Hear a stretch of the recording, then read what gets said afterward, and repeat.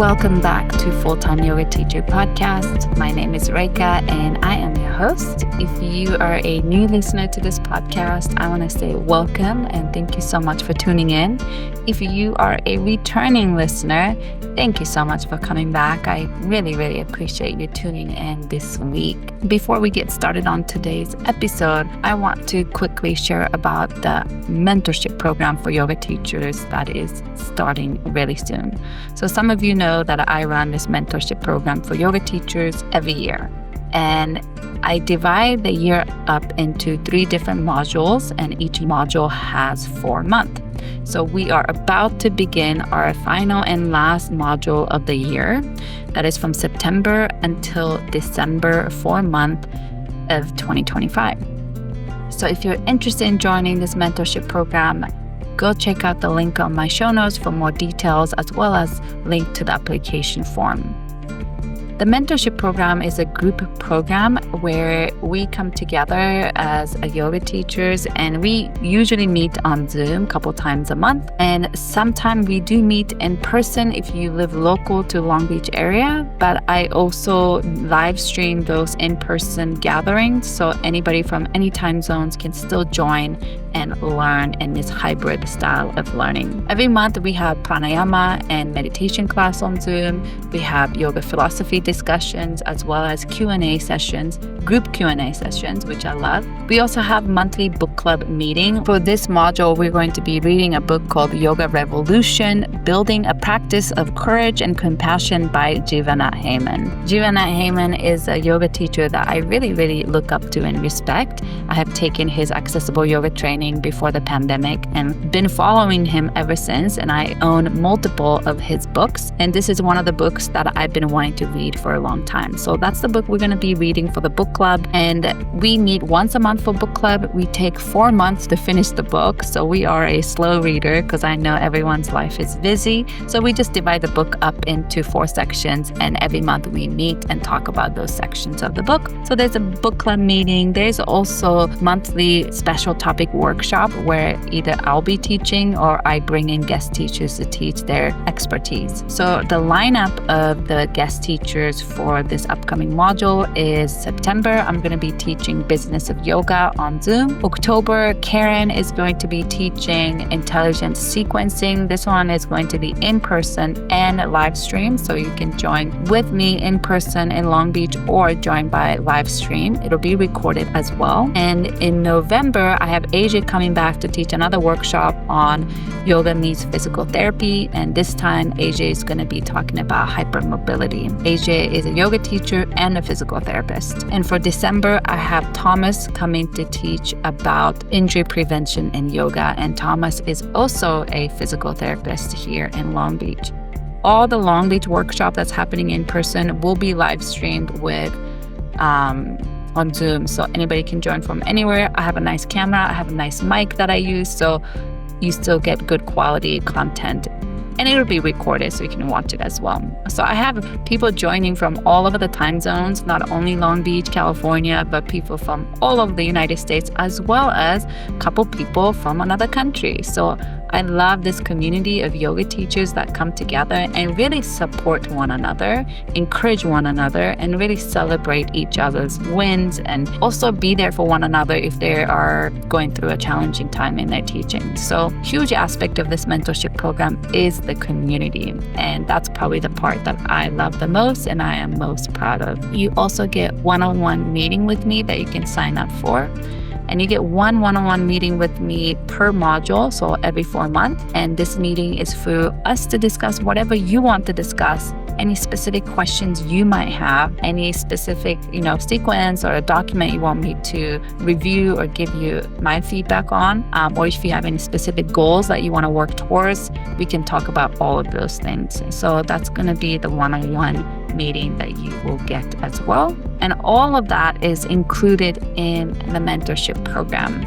The price is $45 a month, which is $180 per 4 months if you sign up for the whole 4 months. I try to keep the cost low on this program to make this kind of program accessible to yoga teachers who might be teaching yoga is full-time, and I know when I was a newer yoga teacher, I didn't make that much money. So keeping the cost low is something I feel passionate about, because I know there's so many mentorship programs out there that cost thousands of dollars, and I know I couldn't afford that when I was a newer teacher. So that is why it's a beautiful community mentorship program.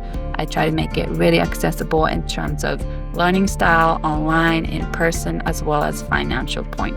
So I think that's all the announcement I have for today. I do want to update you on my ultra marathon journey. I know I shared with all of you, I think on the podcast, maybe on my Instagram, maybe on my newsletter, that I've been training for my first ultra marathon. Ultra marathon is anything beyond marathon distance, which is anything beyond 26.2 miles. So I've been training for a 50 kilometers race on trail, and that is about 31 miles. Unfortunately, the race that I was planning to run got postponed. It's not happening on the initial date that I was training for. It's happening a month later, which that month later date does not work for me in my schedule. And I didn't have any more race to be training for, which made me a little bit sad, because I've been training quite hard for the last 5 months or so for this race. So I thought about it for a while, but what I decided to do was I'm just going to run it on my own without the race. So cheer me on as I race 31 miles somewhere in California mountains. I haven't decided where yet, but I'm going to be using my car as an aid station. I'll probably do a loop or out and back, where I can come back to my car every 10 miles or so to refill on water, grab food and snacks, and maybe take a couple minutes of break. But that's what's going to be happening for end of September. So I'll keep you posted on my training journey, as well as how my 31-mile run go. Please cheer me on from wherever you are for this journey of mine. And hopefully maybe next year I will sign up for a beautiful 50K race somewhere where I can get really excited about training for. But for now, I am going to continue training and run my 50K on my own. All right, so enough about me. Let's get started on today's episode. So today's episode, I interviewed Lily Dwyer, and I have first heard of Lily because of another yoga podcast I listened to called Yoga Teachers Resources Podcast. And she has been on the podcast as a guest many times, and I've been hearing her voice, and I've been following her on Instagram and kind of seeing her work and teachings from afar. And I decided to reach out to her to ask if she would be interested being a guest on my podcast, and she said yes, which was really exciting for me. And this conversation was really heartwarming and maybe felt somewhat nurturing for me to be sitting across from her virtually, not in person, but virtually, to be listening from somebody who's been teaching yoga so long, and you can just tell how passionate and how much she loves what she does. And also to see her success in online teaching has been so inspiring. And I actually took one of her Zoom yoga classes recently, and her class was so good. So I highly recommend anybody listening who might be looking for a good online yoga class to take. Lily teach an amazing yoga class online. So Lily is a yoga teacher with over 2 decades of practice and full-time teaching since 2006. With a background as a professional modern dancer, Lily brings a unique blend of artistry and precision to her teaching. She offers vinyasa flow, prenatal, postnatal, and somatic practice, and has worked with everyone from NBA and NCAA athletes to professional dance companies and private clients around the world. Lily now runs a thriving virtual practice platform with weekly live stream classes and a library of over 2,000 practices, making yoga accessible to students everywhere. She's also passionate about leading transformative yoga retreats that weave together community, connection with nature, and deep rest. And she offers a yearly online prenatal yoga teacher training. Her teaching motto is feel, don't force, which guides her approach, inspiring curiosity, compassion, and playful presence in the often highly technical world of asana. So I'm so excited to dive into her journey, and she gave us a lot of beautiful tips and some things to think about. So I hope you enjoy this conversation I had with her, and I will speak to you on the other side. Welcome, Lily, to Full-Time Yoga Teacher podcast. I'm so excited to have you join this conversation and get to know you in this conversation. So please let the listener know, where are you joining this conversation from, and also where are you from? Yeah, thanks so much for having me, Reika. I am, newly, as of like 6 weeks now, sharing from Santa Cruz, California. And I'm originally from Bainbridge Island, Washington. So a little island near Seattle in the beautiful Pacific Northwest. And what made you move to Santa Cruz? My husband got a job and it seemed like a good opportunity to relocate. We're both from the West Coast. His family's in California, mine is in Washington. Our parents are getting older. We kind of felt the pull to be close to them. And we had moved in 2013 to Baltimore for a PhD that my husband did. And then that was wrapped up and we sort of finished my older son's 5th grade year, and it felt like a good transition to head back west. So, yeah. So how long were you in the East Coast? I was in the East Coast from 2013. Yeah, basically 12 years, like just shy of 12 years. Like, yeah, I moved in my 3rd trimester of pregnancy. So I remember the feeling of like, East Coast humid weather with like the big belly and then like starting over as a yoga teacher too. Like starting over in a new place is something I've done a couple different times. I relocated to the East Coast. Now I'm relocating back to the West Coast. I also took a year and taught in Berlin, Germany. So I have compassion for all those teachers that, have experience but are starting over again in a sense in a new location. Yeah, actually would love to ask you more about relocating and kind of starting over as a full-time yoga teacher. That's something I'm very curious about. But Yeah. maybe before that question, let's maybe go to the beginning of when did you start practicing or get introduced to yoga, and what made you want to become a yoga teacher? Yeah. I think I first saw yoga through my mom practicing yoga. So just seeing her in our living room doing things that I thought in my adolescent years were really weird. I mean, yoga wasn't as mainstream as it is now when I saw her doing lion's breath and Kapalabhati pranayam. And, I was a dancer. So I trained in ballet and modern dance all my life. And then I was a professional dancer in my 20s and in my early 30s.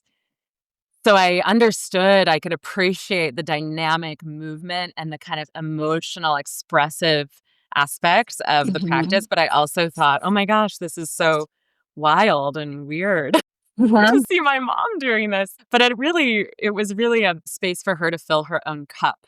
She kind of found yoga in breast cancer recovery, and it was just a really beautiful practice of giving back to her own well-being after going through all of what she had to go through.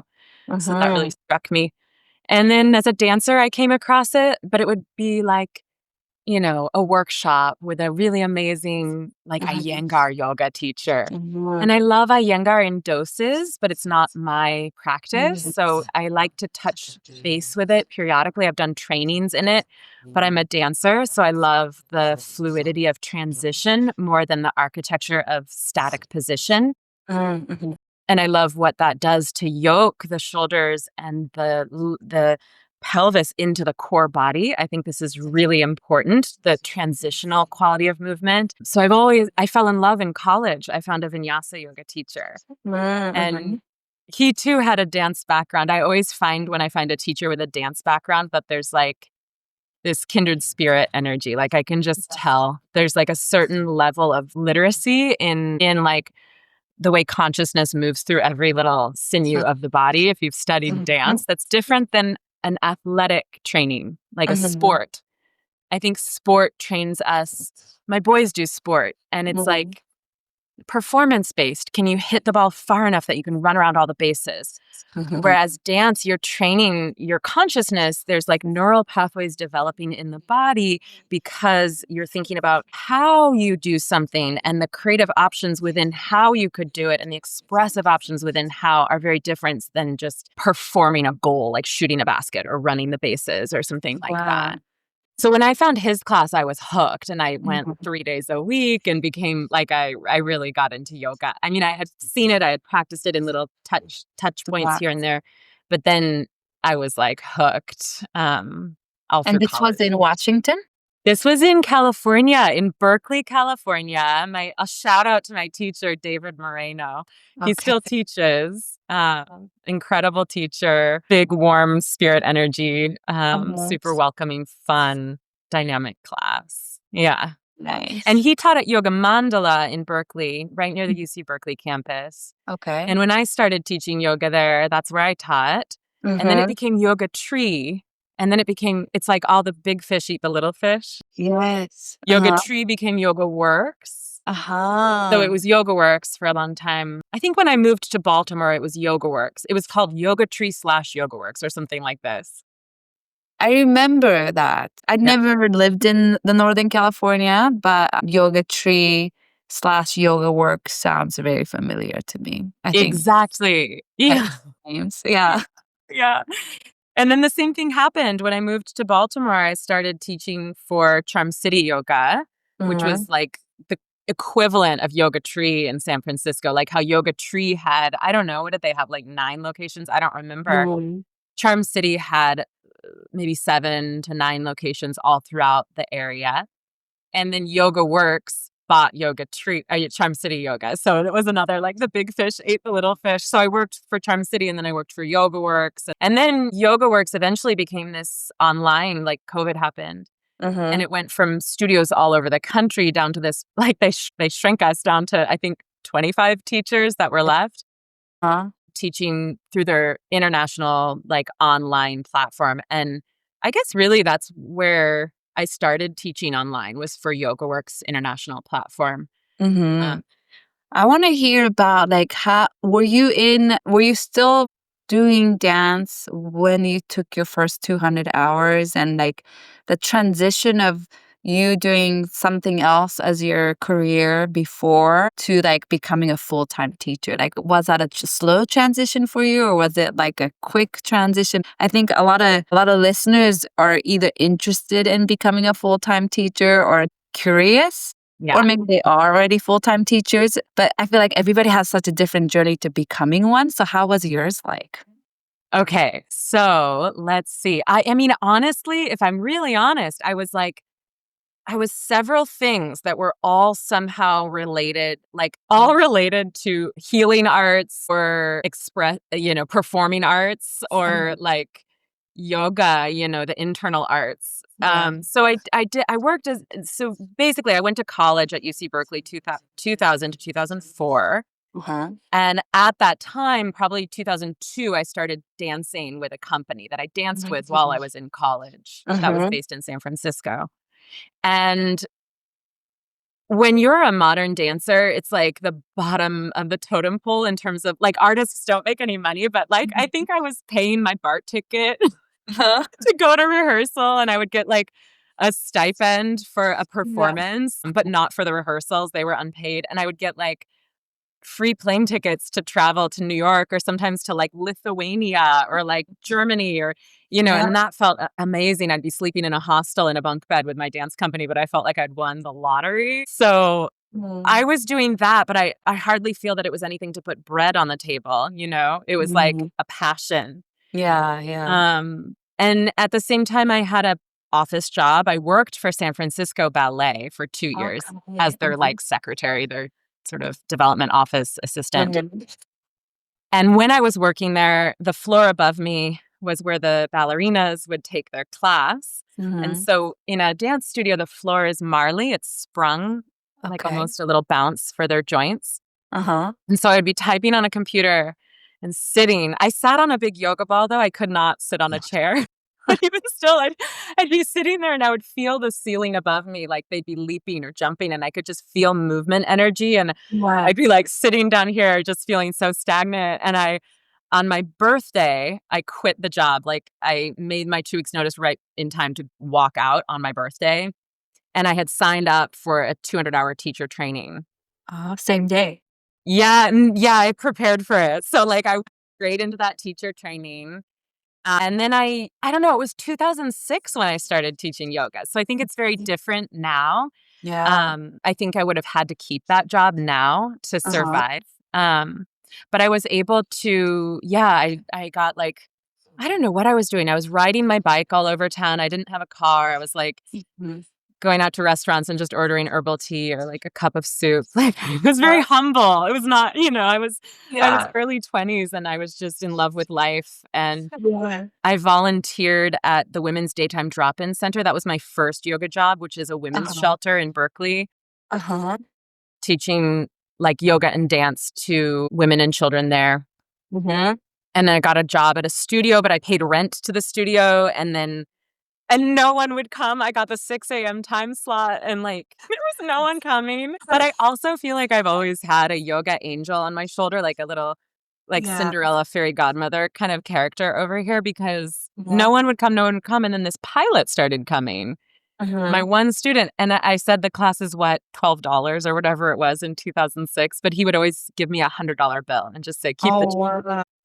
And it was like, I don't know, I've just always felt like things, although they seemed impossible, would always work out. I don't know. And then I got a job at a studio and I inherited as a brand new teacher, like a Saturday morning at 9 a.m. or a Sunday morning at 9 a.m., like a really good slot. And it's always good as a new teacher when you inherit a spot that has already existed because then all the students are already there. You don't have to build it from scratch. So I was so lucky in that way. I partnered with one of the other weekend teachers who had packed classes, like fresh out of the gate as a brand new teacher to lead a yoga retreat. And I had no idea what I was doing, but we had so much fun together doing it. And the students had a lot of fun too. And so, I kind of just like fresh out of the gate of my 200-hour I worked at the Claremont Spa and Resort, rode my bike all the way up this hill to the top to teach spa yoga, like lots of legs up the wall classes. I love that. I feel like I can relate a little bit. Like I was also riding my bikes everywhere in the beginning to try to make it to all the places I teach or all the studio to work front desk or clean the studio. Just making ends meet. But then like it was possible to make ends meet and my living expenses was also quite low. So it was possible. So, okay. So then did you kind of start growing your teaching business and career in Berkeley at the time? Yeah, I don't even know if honestly, I've been doing this for 19 years, but I literally feel like I didn't even think of it as a business until 2020. It was just, I don't know, I had private clients. I would ride my bike to their homes and I didn't even look at anything. I just showed up and did the work and took more work and took every subbing opportunity, took every class. But I didn't ever like sit back as like the CEO of the business and look at like what are the income streams and what is coming in from these different things, like what's working for me, what should I prune, what should I water more. I didn't do any of that until 2020. So I don't know, like when you said for running your own business, I don't even know that I thought of it that way, right?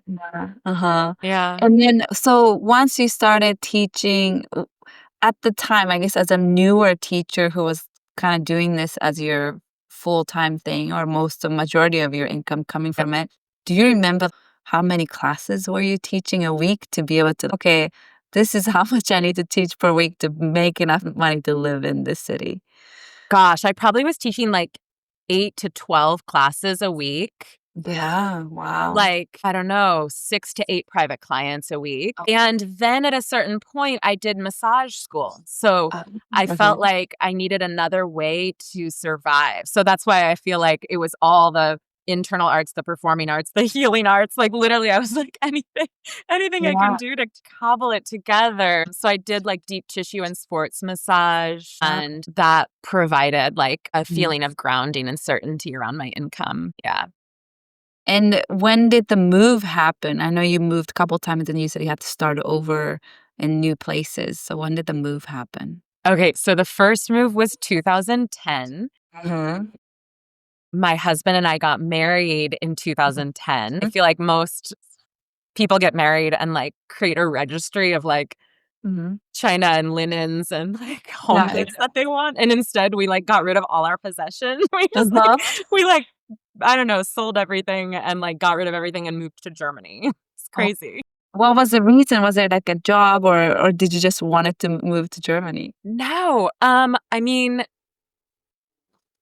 I think there was a moment in the dance company that I was working with Yeah. where I was a founding member, and the other founding members that like it was a very collaborative process, Uh-huh. really like family. Like even to this day, I think of those dancers and they're like such dear friends. They feel like family. Like just Mhm. the way you make friends in your 20s, it's like unlike Mhm. anything. I don't know. It's Mhm. like a really beautiful moment of friendship in people's lives. And to be creating art and traveling and rehearsing and like the blood, sweat, and tears of all that.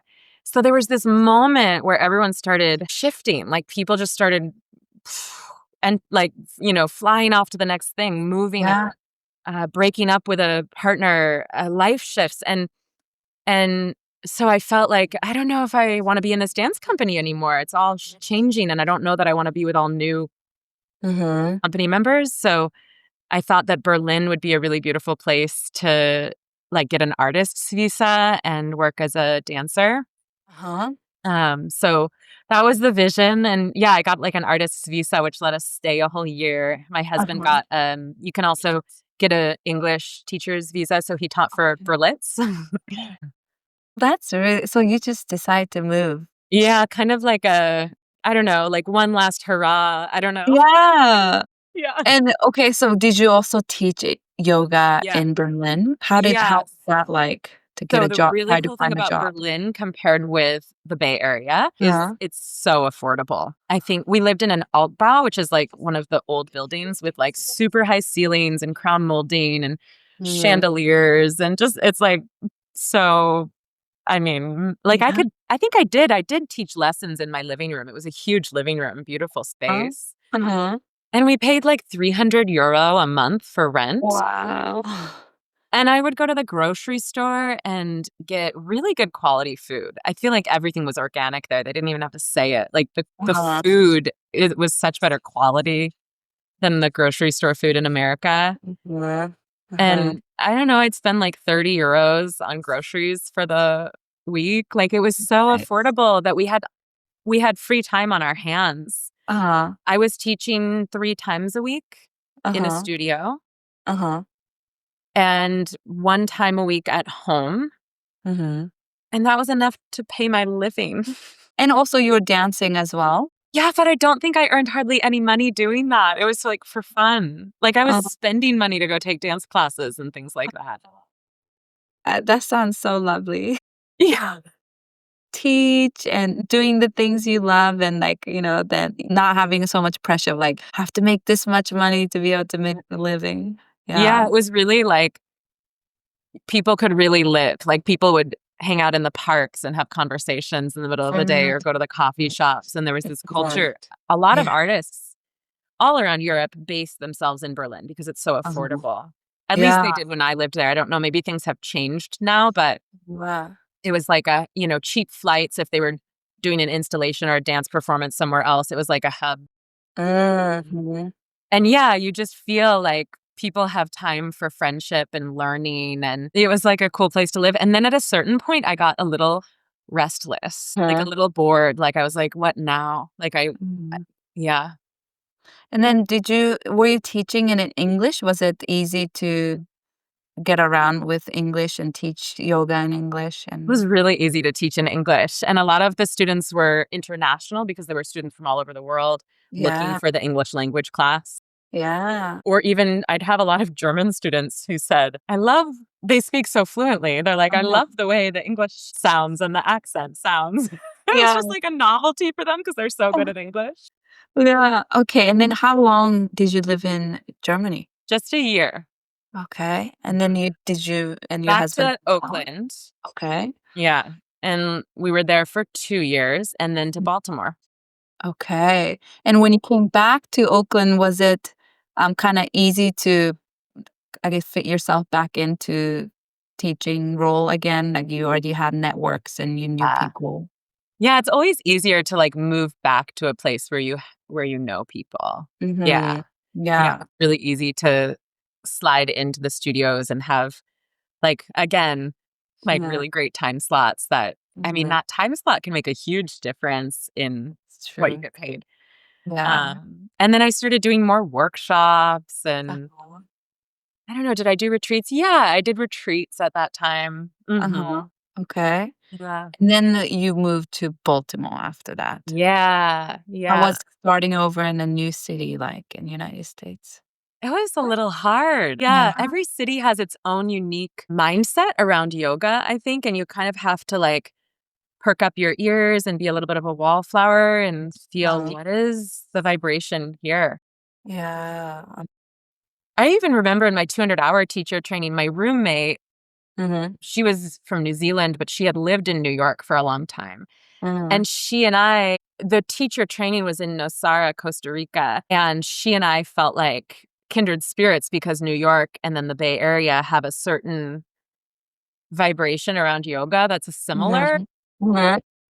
and we, like, couldn't relate to some of the other, Uh-huh. so when I moved to Baltimore, I felt like, wow, they're really into, like, power yoga, hot, sweaty yoga, less of the nuance or the, like I don't know, I think there's so many teachers in the San Francisco Bay Area that have been teaching and studying yoga forever, and you get that in New York, you get that in San Francisco Bay Area. A little bit when I moved to Baltimore, it felt like a younger Mhm. yoga scene.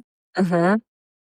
And, like, people wanted a really strong athletic practice, but not Mhm. necessarily a really advanced, like, nuanced, Mhm. alignment-based kind of practice, right? Mhm.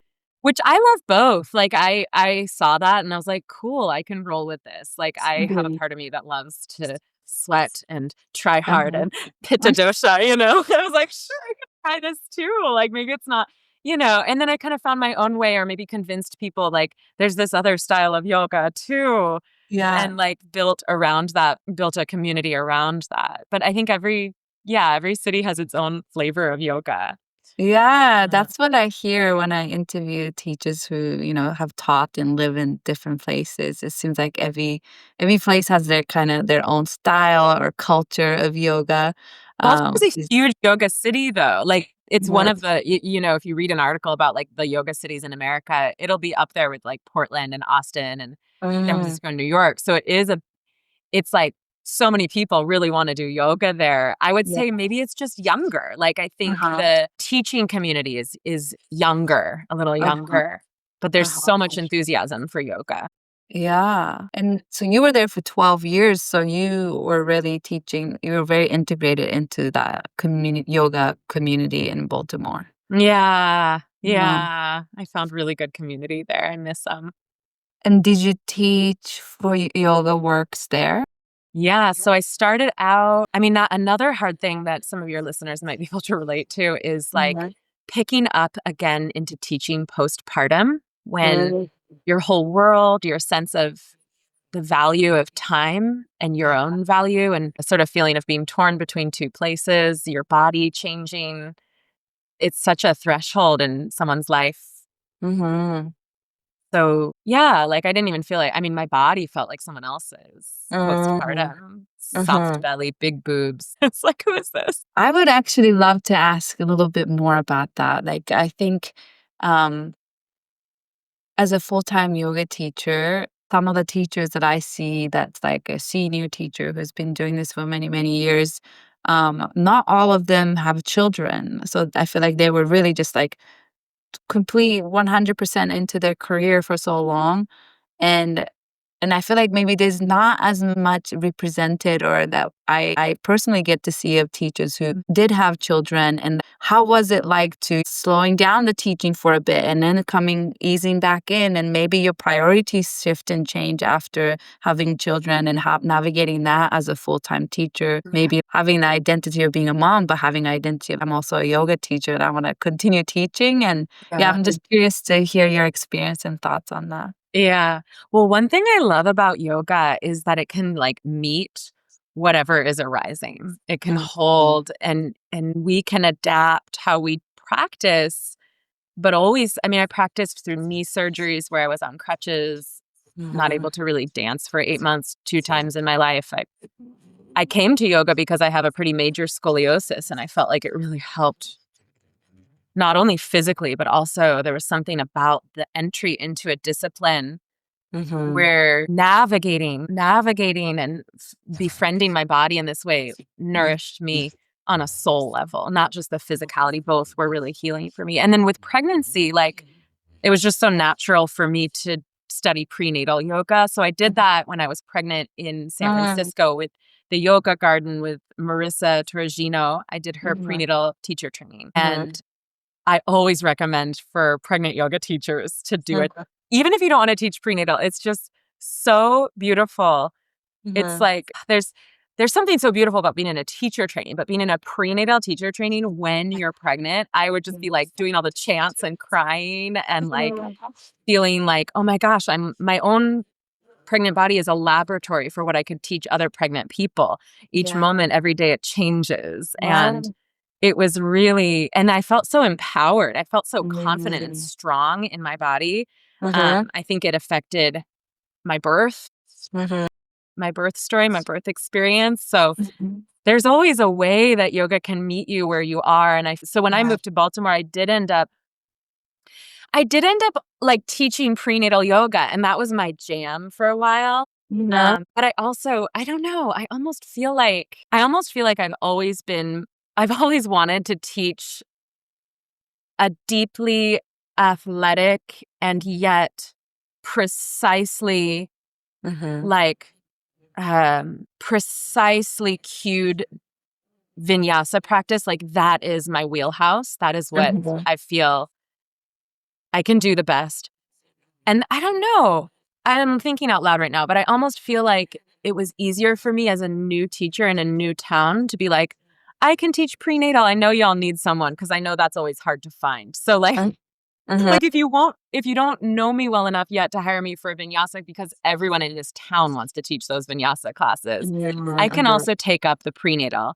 And so it's almost like I got my foot in the door in these big studios as the prenatal teacher. And I loved it. And I was in this baby phase of my life. And it was so beautiful to like hold space for pregnant people. I mean, it's different than vinyasa because you see a group of pregnant people for about 6 months. They come after the nausea from first trimester ends. And then they stay with you until they give birth. So it's like in a vinyasa, if you teach for 2 years, 10 years, whatever, you know them all, they all come, but here you're like a revolving door and you create community and they get to know one another. And then a new batch comes in and it's like, you know that you have precisely 6 months to give extremely applicable, not vague woo-woo out in the ether, but like use the teachings, not just the physical teachings, but the energetic and spiritual teachings as grounding tools for people that are going to go through maybe one of the hardest things of their life, which is birth and then postpartum. And it's like, it's a really beautiful thing. And I loved doing it then. And there's part of me that wants to go back to it now. My children are 7 and 11, so I'm a little distant from that portal of like the baby thing. But I love teaching pregnant people. It's like really, really beautiful. And I feel like I went into prenatal so deeply because as a new teacher in town, studios like were more likely to hire that than to hire a vinyasa, which is a dime a dozen. And I feel like it's teaching prenatal. I'm sure, I imagine like just creating that community of all the pregnant people coming together and they get to share. They feel like they can be understood in that room and space because everybody's also kind of going through it around a similar time. I feel Yeah. like that community aspect must be such a beautiful aspect of prenatal yoga. Yeah, like in a 75-minute class, I'll start the first 15 minutes just with a check-in. Like we sit in a circle and they Yeah. share their name and how many weeks they are and what they're Yeah. feeling. I mean, I think processing is a part of yoga that we don't often get. Like when Mhm. you do a teacher training or a retreat, or when I taught a workshop just a few days ago on forearm stand, and I asked people some simple questions. And I think having space to talk about what your experience is inside your body when you're doing yoga. Some people don't even know how to put words to that because it's Yeah. so internal. They don't know like Mhm. what to say. Mhm. And Yeah.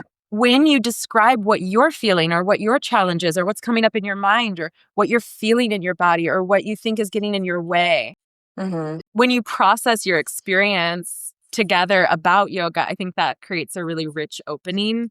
And Mhm. often in our drop in culture of like, yeah, like 75 minutes, I'm always like, oh my God, I need 2 hours. Like it's so hard to fit it in. Like, there's no Yeah. time for processing. But I always, like in a 90-minute class, 30 minutes of processing in prenatal because that connection is what builds confidence. People feel like they're not alone in their silo with low back Yeah. pain and nausea. And, they're Yeah. like, oh my gosh, I'm looking out and I'm seeing all these other people that are echoing what I'm feeling. And it's so grounding for those people.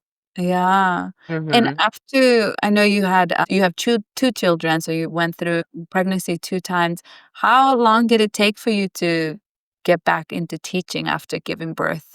Yeah. I mean, I probably gave myself like 2 months, 2 months probably. And was the transition kind of easeful for you, or was it kinda hard to try to balance or figure out maybe childcare or babysitter while you're teaching, and how is that like? Yeah. I think because my husband was in a PhD program, we had more flexibility than most people Okay. do with Um, childcare, but your nervous system is like really different postpartum. So mhm. I was breastfeeding with both my kids and like I think there's something that happens in your nervous system when you're breastfeeding like I would feel by the end of teaching. I think it's all that ujjayi breathing. This sounds so Mhm. weird, but like all the deep breathing and relaxation and like I would just get so engorged. Mhm. I feel like I came in like a B cup and then I would be like, "Oh my god, I need to go home. Where's my baby?" And so the nervous system related to that, it's Yeah. like this feeling of like, "Oh my god, I'm bursting and I need to get home," and like, I do Uh-huh. not have time for the chit chat. Like, that was one thing I felt shift in me, like this boundaried part of me that was like standing Yeah. more square in my legs. Like, I know what I'm here to do. I know how long I can stay after, and I know that like I would love to talk with y'all about it, but like maybe make a private session. Like, I don't have hours to hang out and have a coffee after class the way I did in my 20s. Like, Yeah. I have children at home and, like, other Mhm. places to be also in an Yeah. appropriate way. I think it's appropriate to stick around 15 minutes after you're done teaching, but, like, Mhm. I just got so clear, like, even front desk people sometimes would be, like, chatting me up, and I'd be, like, respectfully, sort of giving little Mhm. signals and, like, duck out after 15 minutes of teaching Yeah. because your time just feels very different as a mom. Yeah, that's such a beautiful point you bring up. Yeah. And I guess maybe shifting gears to pandemic hitting, and I Mm, know there was a drastic change in your teaching, yeah. shifting to online. So I'm curious, how was the pandemic? What changed? And also, since we're out of the pandemic, how does it look now compared to what it looked before? Yeah. So, gosh, I think even before a lot of people went online, I was Um, like aware, like, oh my gosh, I led a retreat in February. Like it was like the last one. We like slipped under the radar, February of Mhm. 2020. Okay, nice. Yeah. And then I think I was one of the first teachers in Baltimore who converted to online. During the pandemic? Yes. Okay. Like I said, it's not, I just made an Instagram post and I remember it. It was like Mhm. a black and white yoga photo and it said, for the short while coming, we're gonna be on Zoom, and then it ended up being forever, we're gonna be on Zoom. Mhm. But I just knew it wasn't appropriate for us to be gathering in the studio. Yeah. And then, like, probably 1 or 2 weeks later, the studio shut down. Uh-huh. Uh-huh. So I started, like, one class online of my own, and I Uh-huh. think One thing I learned from that was like when you make a swift choice and you're certain about it and you feel full conviction of like I felt this sense of like, I know it's not appropriate to be in the studio. I know that in this time of crisis, I need to hold consistent space. I don't want to skip a beat. I want to be there as a grounding force for these people in this time of crisis. And I feel like one lesson I learned was like when you have total conviction and intention and move swiftly in these moments, I mean, that took off for me because of that. And I think the teachers who paused and freaked out and were like, oh, but we're going to go back in 6 weeks. It's not really. And then it was hard to get the wheels off the ground and get it going with their online. So that's something I kind of learned from that was like, there's a moment and you have to seize the moment. Yeah. It's like almost like sounds like inner knowing. There was like strong intuition knowing that like, okay, we need to switch and we're going to keep going right now online. Yeah. And I'm curious, besides Instagram, since by that time you've been teaching for quite some time, and I'm sure you have kind of built your student base or community both in the West Coast and also in Baltimore, like, did you have a newsletter or did you have you been Yes. collecting email addresses and like you let your community know that way that okay, I'm moving online? Yes. I had a newsletter from the moment I started teaching yoga. I was gathering emails and like that is one of my top tips. Like anyone who's working at a studio, if your studio will let you gather, and if they won't let you, maybe choose another studio to work at. Just putting it out there. Like studio pay is so poor these days. It's not really a great way to make a living. The only way to make a living is if you're also gathering those emails and like you're gonna lead a retreat or a training or a 6-week series or a private client or something. Like I know studios don't even think people can earn a living off of it. I mean, the studio pay since when I started teaching to what it is now has gone down and our cost of living has gone up. But like when I compare what I would make at a studio to what people can make today, it's like 1/5, even at the top. Yeah. That's And I'm so talking about interesting. 2006. So Yes, that's so fascinating because I actually do ask these questions to teachers who's been teaching for a long time. Like, do you think pay has gone down or up, or was it easier back then to be a full-time teacher versus now? And totally easy. yeah, okay, that's like so fascinating and interesting to hear your experience about that. Okay, so you've been collecting email addresses since the beginning. You've noticed that it's becoming a lot harder as a to be a full-time teacher just by teaching group classes or studio classes. So you already knew the importance of that. Yeah. I want to go back to the pandemic, but I want to rewind a little bit. For around what stages of your teaching did you start offering more of retreat, workshop, training, these things outside of group studio classes and realizing I need to, I guess, diversify the income stream? Yeah. I mean, the first retreat I did was in 2006. And at that time, like, it was the day and age where you made postcards for your retreats. I never do that anymore, but like, not that you would mail them, like not that vintage, but that you would like pass out, like you'd fan them on your mat at the beginning and the end of your class, and people would come and get one and go on the retreat. Yeah, and I would send out newsletters, but I didn't know anything about like sharing an offering in a way that people can actually like you flirt with it first, like you can sort of whet the appetite or spark interest. And then giving a little runway so people can get their mind oriented around like, okay, I'm saving a date. Okay, wait, there's an early bird. Oh, okay, wait, I have to remember to register by this date. And then like, I would just send one email. I would be like, we're going to Hawaii. And like one email would go out to my list and I would hope for the best. And then I would fan my postcards on my mat at the end of class. I didn't know what I was doing. So now I really know how people's attention works a little bit better and that like, you need to keep ringing the bell, like a dinner bell for children. Like, don't come over here. This is really beautiful. It's going to be so yummy. And you need to keep doing it because people have lives. You're not the center of their life. You're a yoga teacher that they love and they'd love to go on your retreat. But like they might be looking at your retreat while they're in pickup line to pick up their kid from school. And they're like, I want to go on that. And then they shut the phone because their kid is getting in the car and they're off. Or at the grocery store line. And they're, you have to resound and ring it a few times and remind and be aware that like you're not the center of their attention. So I was doing it in this really like silly way when I was a younger teacher. And now I feel like I've figured out what works better.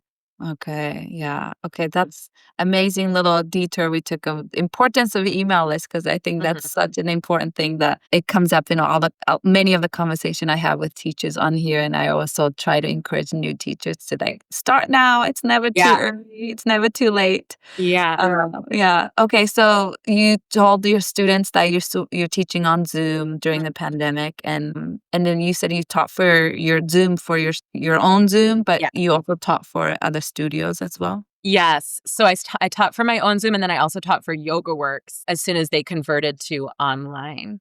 Hmm. Um, And how were yes. like how were they? Like were they? I'm assuming I know for Yoga Works, like it was pretty busy, especially in the beginning of the pandemic, right? I have so many people taking Yeah. on. I think it was such an easy moment. Like, as you were saying about Instagram and newsletters, I was thinking Yeah. almost they found you. Like, it was this weird moment in Hmm. yoga where, like, everyone was looking for their yoga teacher. Like, they might not have followed you on Instagram before the pandemic. They Yeah. were like, "Oh my gosh, how do I get back to that Yeah. person?" So it was like your newsletter grew. You didn't have to work so hard. Uh-huh. Um, but yeah, so when YogaWorks started online, they did YouTube at first, like YouTube broadcast or something. It was really weird. Uh-huh. You Uh-huh. couldn't see I don't love this. You couldn't see your students, but they could see you. Mhm, mhm. Yes, I remember that. I think that's a really weird energy exchange. And I know some like prominent yoga teachers who teach on streaming platforms where they cannot see their students. To me, there's no point in making a live stream if you cannot see your students. I It could agree be with. a pre-recorded class, an on-demand offering. The Mhm. energy of giving feedback and being with, and also the energy of, like, knowing the integrity of everyone who's showing up there. I got weird, inappropriate comments on YouTube, like, it was Mhm. icky because you didn't see who was taking, so it was like a bunch of Yeah, weirdos out there within the great, good yoga yeah. community, so, yeah, weird. So true. And then they eventually switched to a platform that you could see them. Yeah. Yeah, they just used Zoom, I think, and then I stopped teaching for them in, like, 2022 or 2023. I don't really remember, so I don't know if it's still Zoom. I feel like they might have switched their platform to something Uh-huh. else. I don't know if they can see their students now or not. I'm not Yeah. they And did you stop working for them, or I know they also kind of like did a dramatic decrease of number of Yeah. teachers that was teaching for them. Yeah. Yeah, even when was still working for them, I felt so lucky. And it also felt a little random. Like I would look at some teachers that I really respect that were like senior yoga works teachers that didn't get to teach on the national or international, I guess, platform. And they chose like 25 of us. And I was like, whoa, why did they choose me? I mean, it was like an honor. And then they went, whoa, way down. Yeah, they're like owned by a startup or I don't know, some sort of investment. Like, Mhm. I don't know. It's like, yeah, it's an evolution. It's an evolution of, like, the roots of Mahdi Ezerdi and Yoga Works and, Lisa Walford and kind of, like, what that stood for, Yeah. and it almost feels like it's a name that people recognize that's still reverberating out into the world, Yeah. but the tether point of it has shifted radically.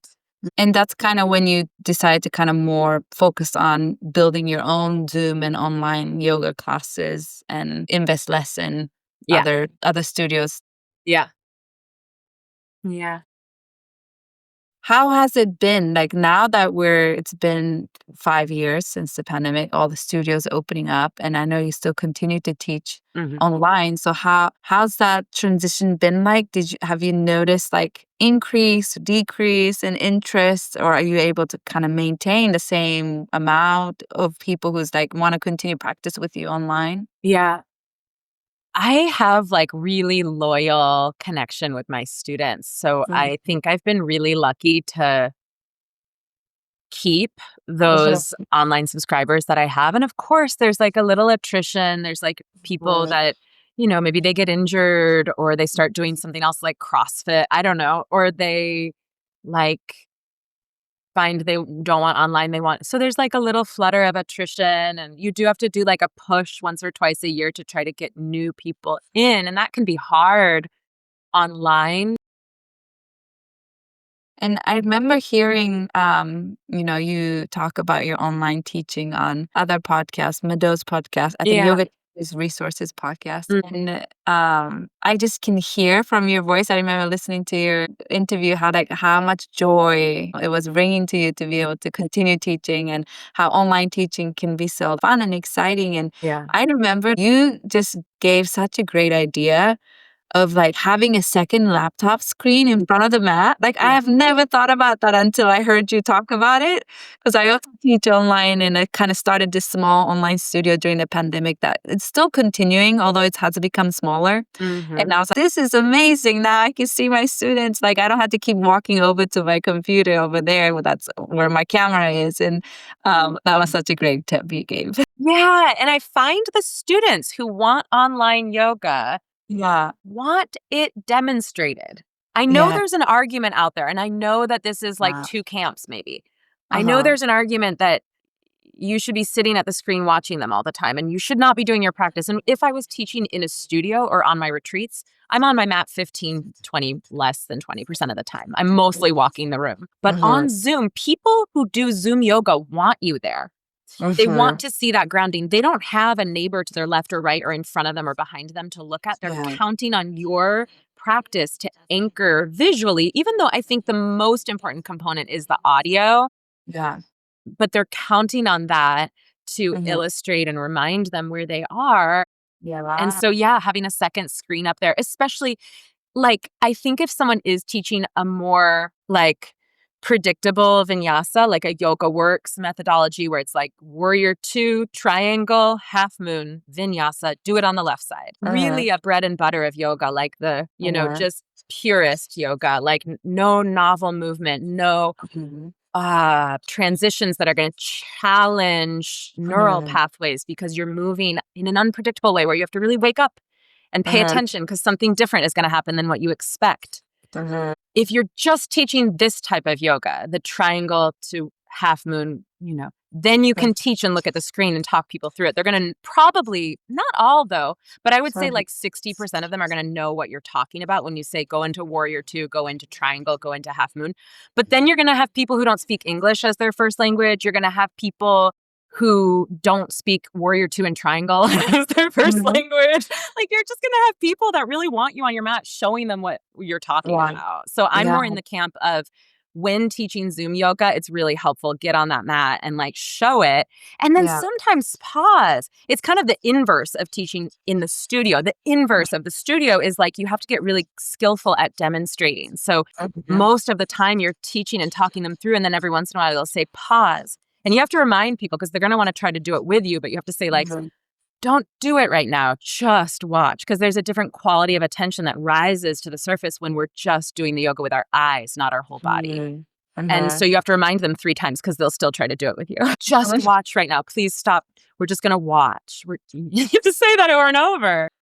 And then you do a demo and you're like taking the way you're talking. You're almost in the school of commedia dell'arte or miming because you have to be like, spotlight on my left iliac. You're like really showing particular things. You're not just randomly doing everything. You're like, I'm showing this Mhm. because I want you to see what's happening right here or right Mhm. wherever.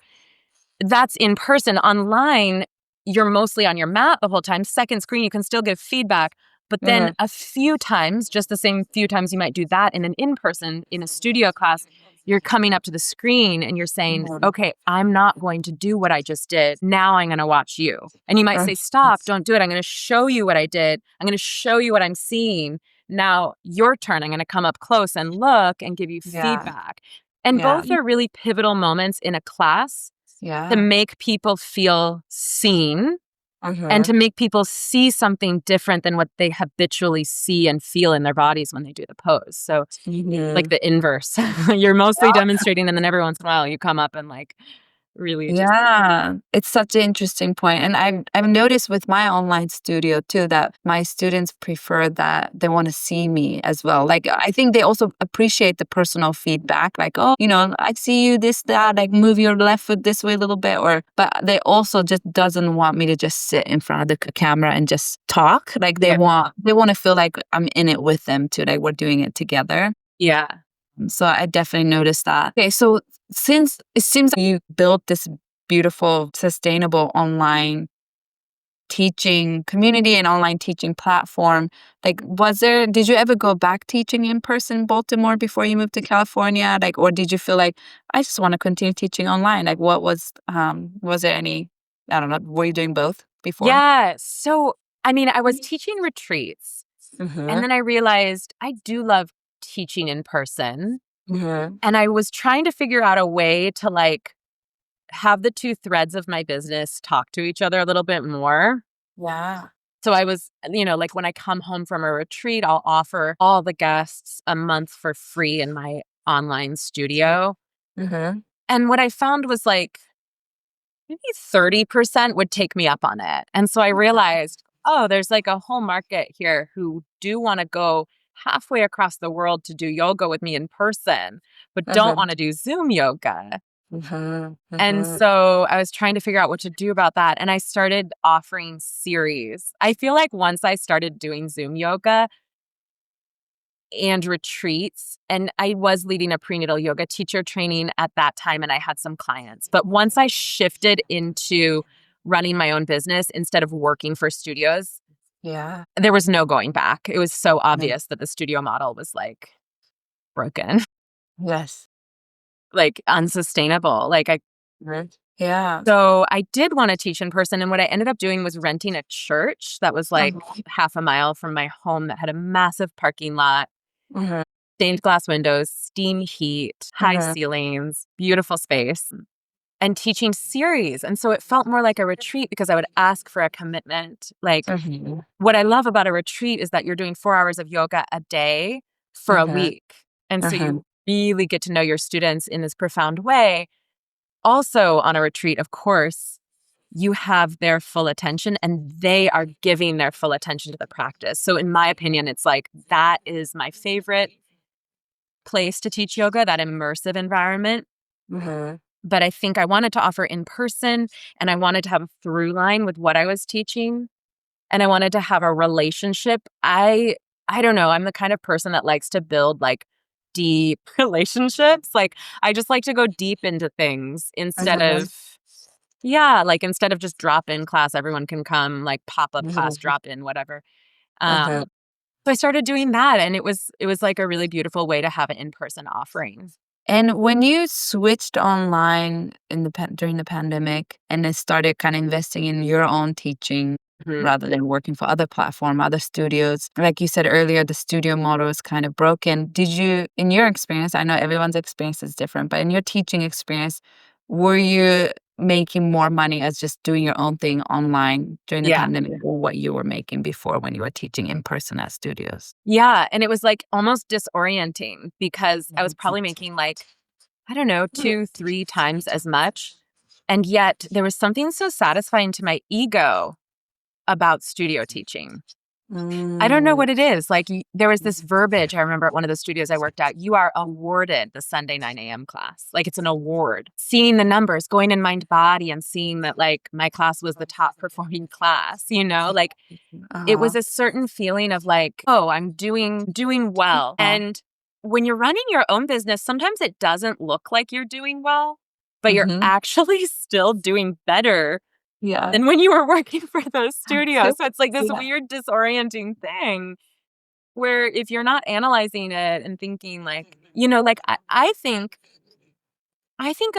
you could run a membership with like, I don't know, I'm like just thinking out loud. Like if like my membership is $49 for a month and like Mhm. $79 if you do all the classes. There's like more Mhm. than one class each week. But like, I don't know. I don't know how many you would need to have to make it more profitable than a studio. But when you think that studios are paying yoga teachers, like Mhm. I don't know. I hear the going rate these days is like $40 or less if you're not in a big city for a class. Like, I think you could earn $40 for a class with like 5 members in your online platform. Like, so that might not hit your ego well. Like, I have 5 members. However, you're Mhm. helping 5 people with almost private yoga and Yeah. you're probably earning more than a studio would pay you. So it's like a weird disorienting thing when you Mhm. when you start looking at it analytically like that. Yeah. And I would imagine that you're one of the reason for success of your online studio or online teaching is because you had this years of teaching experience where students knew you, they trusted you, they loved your teaching.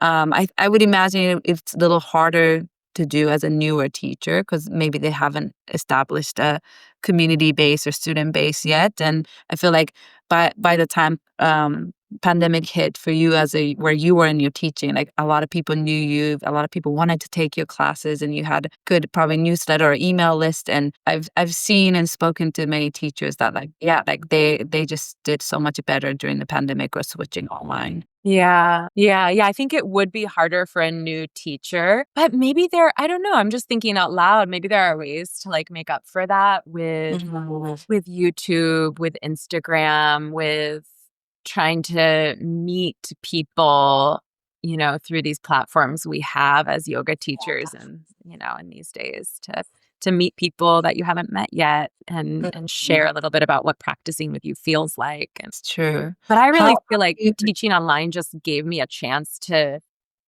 go into the material I was most interested in. And then because I was following that, instead of teaching the all levels drop in class that the studio hired me to teach, I started bringing in the kindred spirits who were interested in that sort of approach to yoga. yeah. And then it just grew. So I think another kernel in that is like, if you're teaching online, you can really go into precisely what it is that you want to share. You're your own boss. You can decide what that is, and then you'll find your people that way. So I almost feel like I found new people. I don't know. Yeah. Even though I did have people that followed me, and it would be harder if I didn't. I love that. My wheels are spinning in my head as you're talking. And I guess now that you moved back to the West Coast, are you planning to kind of stick to online and retreats and some trainings that you do, or are you also planning to do a little bit of in person there? I would love to teach in person here. Mhm. And I know that it won't pay well. Like Mhm. like I feel like in my 20s when I started teaching, I would look for a studio that paid $5 or $6 a head. Nobody Uh-huh. does that anymore. That's what it was in 2006. That's what people paid Mhm. $4 to $6 per person that came to your class. And I feel like I want to build community here. Like I want to get to know I love taking other people's classes too. Like Mhm. I Mhm. want, one of the perks of working at a studio is you get a free membership. So I want to get to know the teachers. I want to get to know the students. I want to offer workshops. I want to kind of get into the mixing bowl of Santa Cruz yoga Yeah. community here. So I'm Uh-huh. like, yeah, I think one of my goals is just to get to know this community. Uh-huh.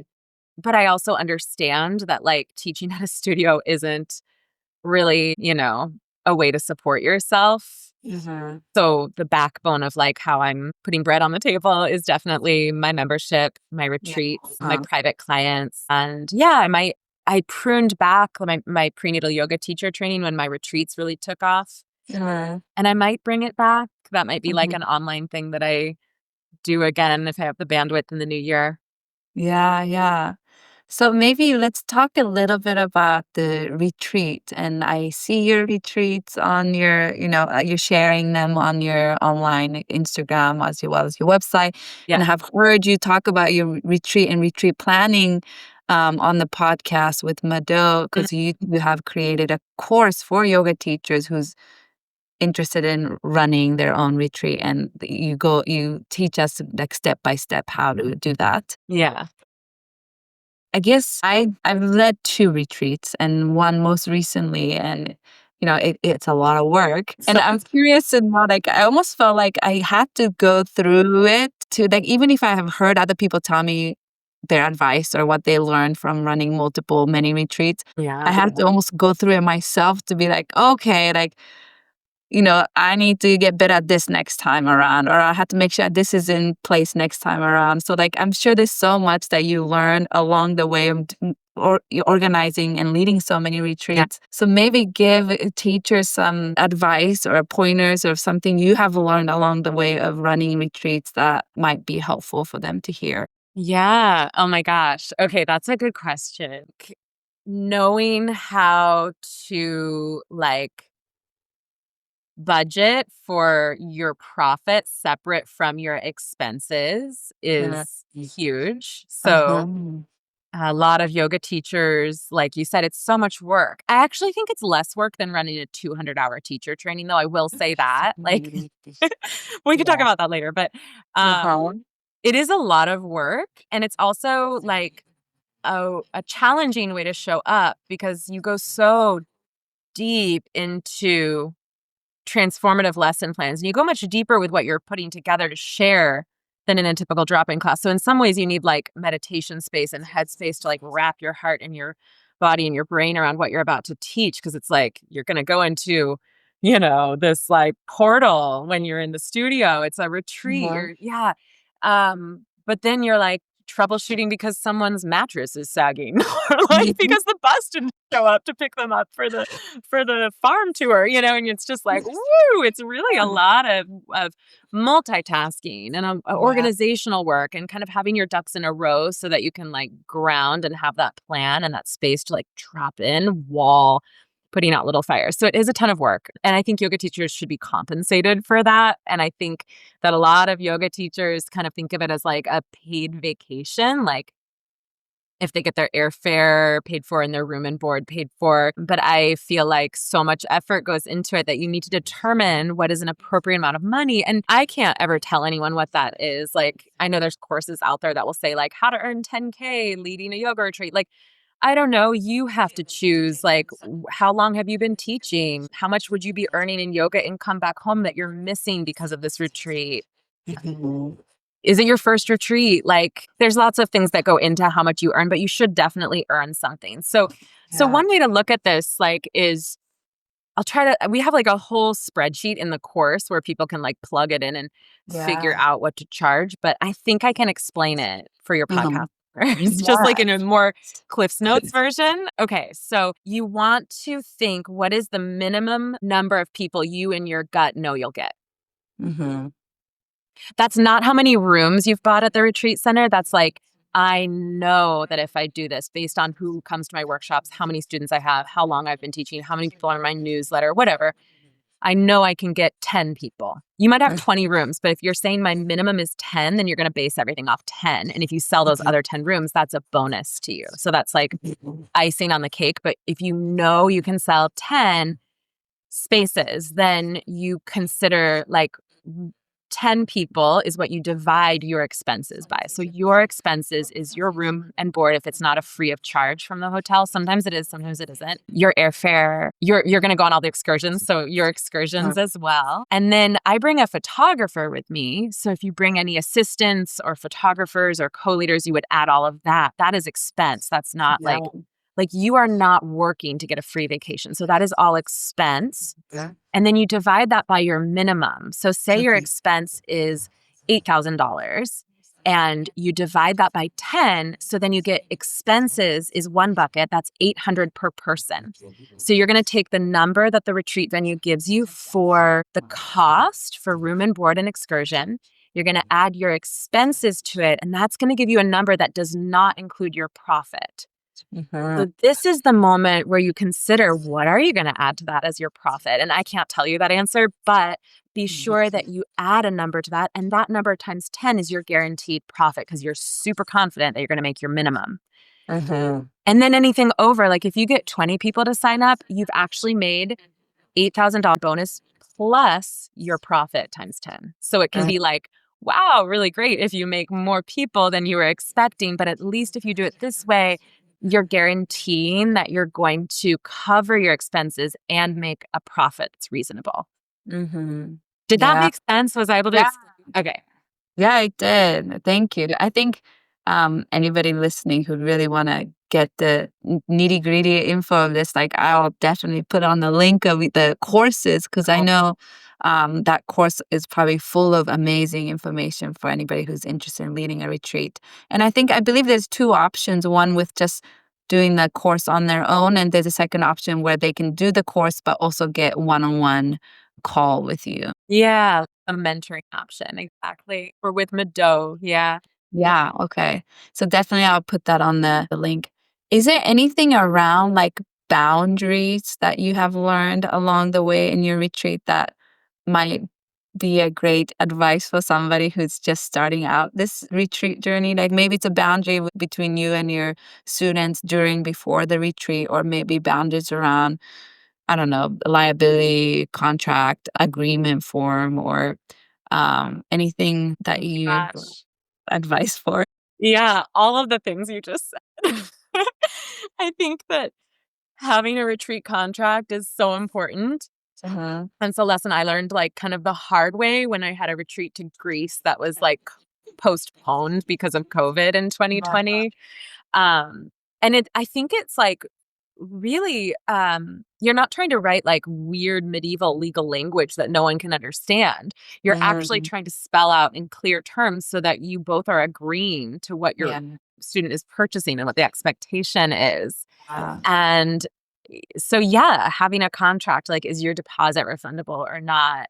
You mhm. know, people never book a retreat with the intention to cancel it. But in my experience leading retreats, there's always a couple people the month before the retreat that are like, oh my God, I can't go because I'm Mhm. getting a new driveway put in or something bonkers Yeah. where you're like, well, Yeah. yeah. So that's like one form of boundary.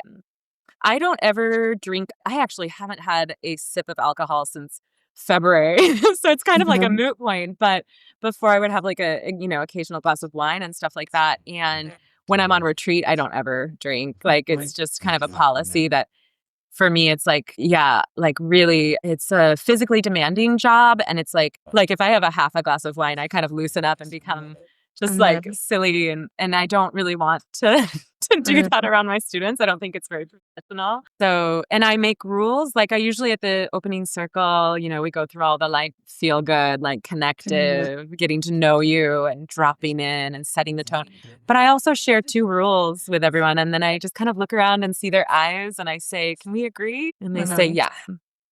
And so that's a boundary, right? Like, the 2 rules I share are, it's a vacation. If you wanna have alcohol, you are welcome to, but you can never come to class drunk. Like, if you have even a drink, 1 drink, 2 drinks, like, not even just drunk, but, like, if you have a drink in the middle of the day, if that's part of your vacation experience, I can't have you coming to the somatic practice in the afternoon because yoga is a practice of mind-body connection, and when we've been drinking, we blunt that connection of mind and body, and it's no longer yoga, and it's no longer safe, and I can't be teaching people in that context. So that's one rule that's really important to me. And then Uh-huh. I also tell them, do your best to show up on time Mhm. because that's important for your safety. So, Yeah. Thank you for sharing that two promises, because I don't know, maybe you can tell me, but I'm sure maybe that developed over time of you leading it, maybe because you had experiences of maybe people coming after having a couple of drinks, or I feel like there's so much that you probably just learn on the job, that you just know how to make that boundary in the very beginning so those things don't happen. But I feel like those are such like juicy, important advice I love hearing, because I think you came to that conclusion of like, this is a strong boundary I want to lay out, because you may have had something like that in the past. So, totally. yeah. Totally. Yeah. And Yeah. it's so interesting because, like, now these days, I think Uh-huh. it's the Gen Z, like the generation younger than me, they're Yeah. all like totally. I got inspired by them. Like, the reason I don't drink anymore is I befriended all these Gen Z people on my retreats that were like young and healthy. They're like Uh-huh. committed to clean eating and they go on yoga retreats Uh-huh. and they, all of them are none of them drink a drop of alcohol. And I was kind of Uh-huh. inspired by that. So I tried it Yeah. on and it felt really good in my body. Like, Yeah. so I got inspired by them. But it's just kind of funny because I feel like it's back to that conversation of teaching live stream. When you choose where you want to shine your spotlight, you kind of attract the people who like that. Like, Wow. a lot of the people who come on retreat with me want to go deep. I think retreats can be many different things, but yeah, I think sometimes they can be more like travel experiences where every day you're getting on a coach and going to a travel site. But I think Yeah. the people who come on them with me do want to abstain from alcohol and do want to do 4 hours of yoga and go deep Yeah. into like have a travel experience that is at once expansive and grounding and connects you to something deeper than yourself Mm-hmm. through not only travel. I think both travel and yoga can do this, but also through like really going deep into your yoga practice. Yeah. So it's kind of like shifted. Like, yeah, I had some people in the beginning who were Yeah. like, yeah, drinking a lot, but now it's like a different crowd. So yeah. Well, thank you so much for sharing that. I do have like before I ask a couple more wrap up question, I do have want to talk on one topic of. So I was just listening to a podcast right before we got on this recording that Mado was being interviewed on another podcast. Oh, cool. And then she was sharing her experience of giving you an exercise of these x-axis and y-axis of like Yeah. what is the job, like think of all of your offerings or all the things you do in your teaching and like what is most easeful, and it was one line, and the other one is like what is most like purposeful or rewarding, and then like putting your offerings into this like graph to see. Yes. And then and I think that's maybe when you realize that like actually teacher training can be a little bit more challenging and draining versus like retreat. And I'm sure everyone's experience is different. I don't want to put words in your mouth, but hearing that made me like, I need to do that exercise. Yes. But I know you shared a little bit already how teacher training versus retreat. So maybe share a little bit about that. Yeah. So exactly. The Mhm. axis is like rewarding, but also just profitable. Like what Yeah. brings in money and what doesn't, because that's an expression of what is rewarding to your clientele. If Yeah. they're not giving you money, they don't want it. And then the other axis is effort and stress and joy and ease. So like immediately when I learned about this exercise, I was like, retreats are like literally when I just say the word retreat, I have a smile on my face and I think joy and ease, even though like we talked about, it's true. That's the surface. The underbelly is like, you're kind of like the swan who's like elegant on the top and its little feet are going like this. Yeah. But yeah, so effort. So yeah, joy and ease was retreats. And then the top part is like what brings in good money. So when I looked at my offerings at the end of the calendar year and how much money that each brought in, teacher trainings and retreats brought in the most. And so I realized when I lead a teacher, and I don't lead 200s, I have a 200 with Yoga Alliance, but I haven't led it yet. I don't know if I ever will. But I have a prenatal teacher training that I've run so many times. I've ran it for a studio in Japan. I've run it for Yoga Works. I've run it for my own people. And I don't know if I just take myself too seriously or what it is, but I literally feel so much responsibility for these trainees. Like I see them struggle in cueing movement and my heart goes out and I want to support them. They have, it's so vulnerable to put yourself in a position you haven't been in before to stand in front and lead a class and hold space like that. So people will get emotional sometimes and I'll stay on with them and talk with them about it. And I'll just be thinking about people, thinking about different people. Sometimes I'll even revise the texts. I've been inspired by like, I was so moved and inspired by this trainee I had who their partner was trans. And like I started realizing one of the texts I included, Ina May Gaskin's Guide to Childbirth. She's like a sort of trans exclusive radical feminist, or a TERF, if you've ever heard that term. TERF. And I was like, oh my gosh, I didn't even know that. I didn't even know. She has this beautiful book about the physiology of childbirth, the energetics of childbirth. And then the second half of it is all birth stories. But then I started digging and I was like, what does this feel like for this student's perspective, that this is a book on my syllabus, Yeah. And every prenatal teacher training that I've ever looked at has Ina May listed. So I started looking at, I just started looking at other texts to include and different voices to bring in. And I'm always thinking, how do I evolve? And that's hard when you're doing a teacher training. I think it's easier when you're leading a retreat or a class to think, how do I evolve? Like, what is shifting? What feels in alignment right now? Yeah. And when you have a teacher training, it's like taking apart the skeleton of something and re-putting it together. So I don't know. I put so much stress and effort. Even the lectures I would give, I would look through my notes and I would revise PowerPoints and there's so much to be organized around with a teacher training. It feels like a greater responsibility to help someone become a new profession by the end of something rather than to have like a joyful and transformative experience on a retreat, So yeah, those were both in the upper quadrant, the profitable line. They were both very profitable. What one sparked a feeling of like lightness and ease and joy in me, and the other sparked this feeling of like solemn, like commitment and effort, and like the number of hours that went into each dollar I made was like, you know.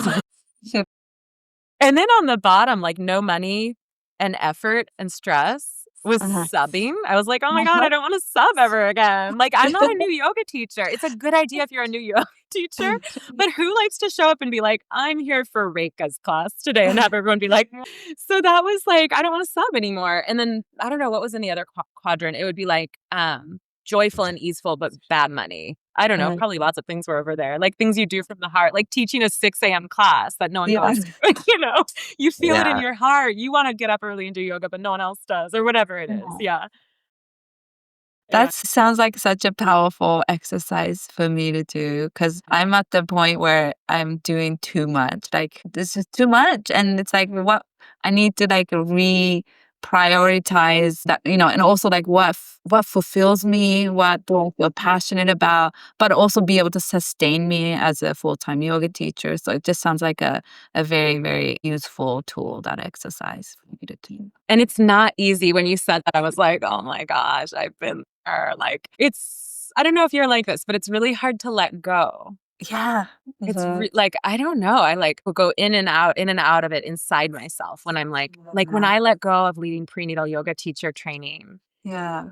I felt like I was letting go of an identity. I was disappointing students. I was like, oh my gosh, am I not this like person who guides people through that transformative window of life anymore? Like, who am I? I don't know. It's really intense to let something go because you don't just randomly do anything. Everything you do is because it's from your heart as a yoga teacher. So pruning so that other things can bloom bigger is really, for me, I don't know if it's like that for you, but it's just like gut wrenching kind of process. Like you're in the bowels of it when you're going through your offerings and thinking, what could I let go of? Yeah. One of the like guiding themes in my work last year and this year have been these two words, simplify and amplify. Yeah, definitely. Thank you for that. I'm going to be listening to this recording while I'm editing. So I'm sure that it'll be nice to hear it again, all that you shared. And definitely, I think I'm in a place that I need to prune. And like somewhere deep inside, I know pruning's gonna give me more like spaciousness and ease to maybe like start cultivating more of the things that I do love to do and that I really like to pour my heart in and time and effort and investment in. But yeah, there's some like a fear around letting go. So, and like not disappointing somebody or my students or, expectations from other people that sometimes it's just all in the head. Yeah. So I appreciate that. Good luck with it. I'm excited. Oh, yeah. Okay, so maybe a last question I like to ask is, I know you shared a little bit that you do want to start teaching in person in Santa Cruz and continue your online teaching. Well, I guess, yeah, this is a question. What does success mean to you, for you in your life and also teaching yoga? Yeah. Oh my gosh, this is such an interesting question on the heels of what we were just talking about. I'm like getting little goosebumps because I think it has to do with pruning a little bit. I think there's like this entrepreneurial engine that wants to think of success always as growth, do more, achieve more, try harder. Yeah. And I think one thing we learned through the physicality of the yoga practice as we mature in it, I had a teacher, my teacher, David, he said, you're not even an intermediate until you've been doing yoga for 20 years. And I feel like now that I've been teaching for almost 20 years, I fully understand that. Like, it's all about letting go. It's all about unlearning. It's all about stripping to come down to and I think the same thing with success, like not just piling it all on, but there's a sense of like dripping down. And I have so much respect and I see as successful the people who have like really distilled their offering and are just like beaming it out there into the universe. Yeah. Yeah. Oh, I love that. And I love how it completely relates to what we were just talking about. Yeah. Yeah. Yeah. Yeah. Oh, I'm gonna be thinking about that for the rest of my day. Oh my God, thank you. Is there anything that I didn't ask, I didn't get to ask that you want to still share and share to the listeners, as well as like how can they find you? How can they get to know you, take your classes, or learn about your retreats or your offerings? Yeah, thanks for asking. You can find my website. It's just lilydwyerbegyoga.com. And my Instagram is at Lily Dwyer Begg. And yeah, I think my retreats are almost booked all the way through 2026. Wow. But I have like a little bit of space left for Costa Rica in March and Morocco in September. And maybe I'll add one. Maybe I'll add one. I don't know. We'll see. And then you can come and practice if you'd like. You can drop in, you can subscribe and get your first week free. Stay tuned on my website if your ears perked with prenatal teacher training. That's another thing that might be coming up in the new year. Yeah. Thanks for Okay. asking. I appreciate it. Yeah. And I'll definitely link that on the show notes. And I've been actually wanting to come take your Sunday morning class on Zoom. So I teach at 8:30 a.m. and I know you start your class at 7:30 or 7? It's 7 to 7. 8:30 now that I'm Pacific time because you're Pacific time Yeah. too. Yeah. Yeah. Yes. So I could actually come take. I might have to leave like 5 minutes early to open my Zoom class, but that's something I've been really wanting to go check out your class because I've been like very fascinated by like all that you offer, and your class looks really amazing. So definitely put all of those links on the show notes. And thank you, Lily, so much for your time. And like there's so many beautiful wisdom that you shared that I'm gonna be marinating on. Plus, I'm happy that when I'm editing, I'm going to listen to this again because I think I need to hear some of the things you said once more, a couple times more, so I can really, really tap into what is important for me. So thank you. So good to connect with you, Reika. Thanks for having me. Thank you so much. Thank you so much for listening to this week's podcast and the conversation I had with Lily. I hope this conversation was interesting to you, inspiring to you. I really was. And, I did that exercise that we talked about in the podcast about y-axis graph. And it was a very eye-opening exercise. So I would highly recommend anybody listening who is a full-time yoga teacher or not, could be part-time too, who is trying to figure out your priority in your teachings and in your career. It's a great exercise to do. So I highly, highly recommend it.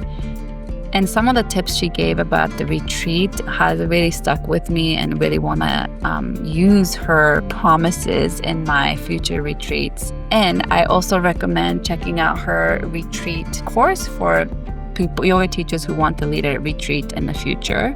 I'll put the link to that online course as well. So that is it from me today. Like I said, the mentorship for yoga teachers application is now open. It's starting in September 1st. So if you're interested, fill out that application, or you can always message me to ask me questions. I'm most active on Instagram, which you can find me at Reika Yoga, REIKAYOGA. Or you can find me through my website, www.reikayoga.com.